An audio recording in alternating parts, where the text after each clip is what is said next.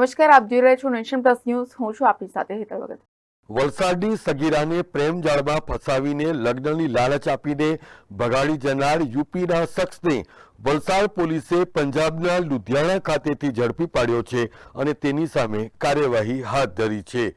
વલસાડ શહેરમાં રહેતી એક સગીરા પોતાના માતા પિતા સાથે આગ્રામાં એક સત્સંગમાં ગઈ હતી, જ્યાં રોહિત શર્મા ઉર્ફે રોહિત પંડિત નામના એક યુવક સાથે તેની ઓળખાણ થઈ હતી.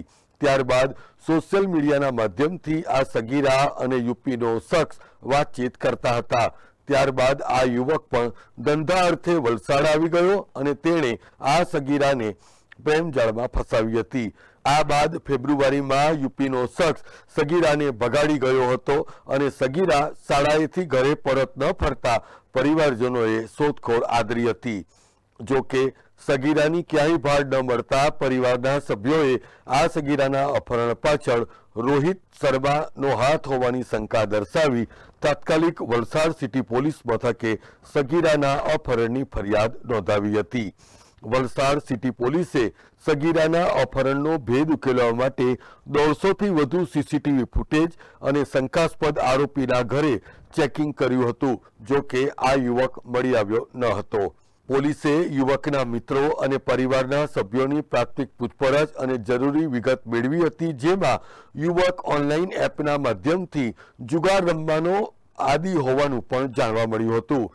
જેથી પોલીસે દેશની દરેક બેંકોમાં રોહિત પંડિત અને રોહિત શર્માના નામની બેંક એકાઉન્ટ અંગેની માહિતી મેળવી હતી. આ દરમિયાન પંજાબના લુધિયાણા પાસેથી આરોપીના બેંક એકાઉન્ટમાં ટ્રાન્ઝેક્શન થયું હતું, જેથી વલસાડ સિટી પોલીસની ટીમે 10 દિવસ લુધિયાણાના માલવા જીઆઈડીસી વિસ્તારમાં અલગ અલગ 25 જેટલી કંપનીઓમાં આઈસ્ક્રીમની લારી ભાડે રાખીને ફેરિયાઓનો વેશ ધારણ કરીને અને મજૂર બનીને તેમજ પંજાબ સરકારના વોટર આઈડી બનાવતા વિભાગના કર્મચારીઓનો વેશ ધારણ કરીને વોચ ગોઠવી હતી.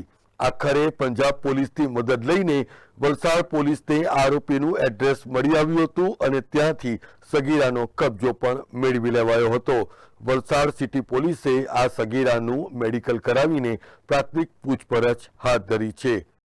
વલસાડ સિટી પોલીસ સ્ટેશન વિસ્તારમાંથી એક 15 વર્ષની કિશોરી ગત ફેબ્રુઆરી મહિનામાં ગુમ થયેલી હતી અને તે બાબતે પોલીસમાં ફરિયાદ દાખલ થયેલી. તારીખ 22 ફેબ્રુઆરીનો જેમાં ફરિયાદ દાખલ થયેલી.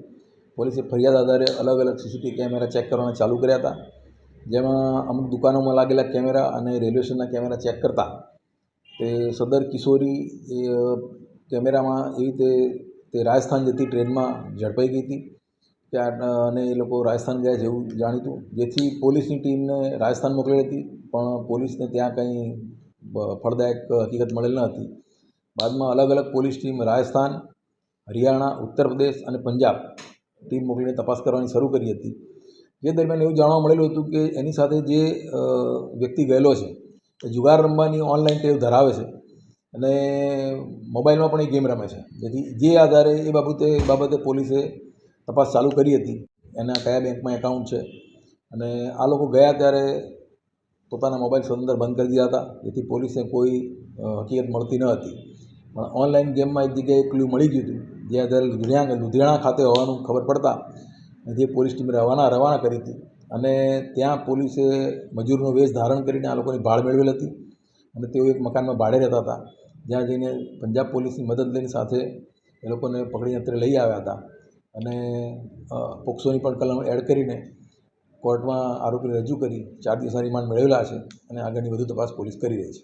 તપાસમાં એવું ખુલેલું છે કે આ કિશોરી છે એના સગાવાલા સાથે આગ્રા એક આશ્રમમાં ગયેલા હતા અને આશ્રમમાં કોઈ બી જે સાધુ છે એના ડ્રાઈવર તરીકે આ વ્યક્તિ નોકરી કરતો, ત્યાંથી એના સંપર્કમાં આવી હતી અને સંપર્કમાં આવ્યા બાદ બંને જણા અહીંથી જતા રહ્યા હતા. Bureau report, nation plus news, Valsad. સમાચારોના સતત અપડેટ મેળવવા માટે અમારી નેશન પ્લસ ન્યૂઝની યુટ્યુબ ચેનલને સબસ્ક્રાઇબ કરો, બેલ આઇકન દબાવો અને જોડાયેલા રહો ફેસબુક, ઇન્સ્ટાગ્રામ અને ટ્વિટર પર.